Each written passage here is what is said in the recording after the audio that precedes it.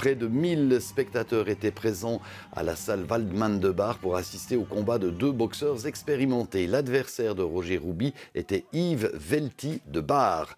Ce type de combat s'appelle K1, une version un peu plus douce du kickboxing de full contact. Les coups de genoux y sont par exemple interdits.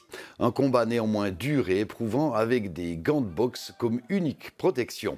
Les combattants s'étaient mis d'accord sur leur poids, ce qui a obligé Roger Rouby à perdre 18 kilos durant les derniers mois avant la compétition.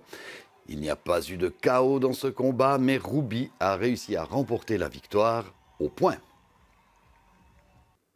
Et nous avons rencontré Roger Rouby lundi dans son centre de sport de combat à Bruck. Il se porte bien, même si quelques parties de son corps lui font un peu mal.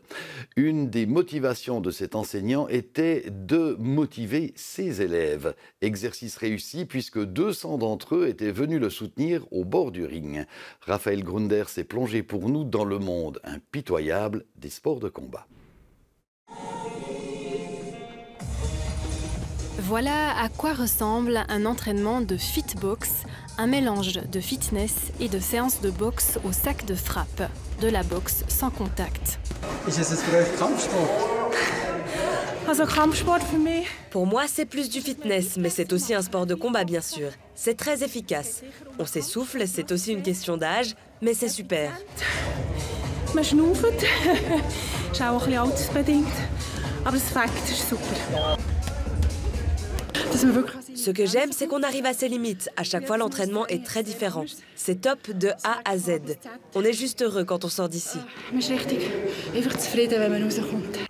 Fitbox, Thai-box. Le centre de sport de combat a élargi son offre. Il propose aussi des entraînements de boxe et d'arts martiaux mixtes. De quoi attirer de nouveaux membres, dont la moitié sont des femmes. 70 nouveaux élèves se sont inscrits ici en une année. En tout, l'école en compte 700.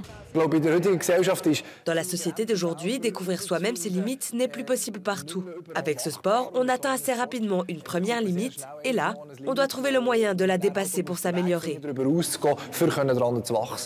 S'agrandir, c'est bien ce que le centre de combat compte faire. On est une entreprise qui se développe et ici aussi la même règle vaut. En se mettant des limites, on se bloque.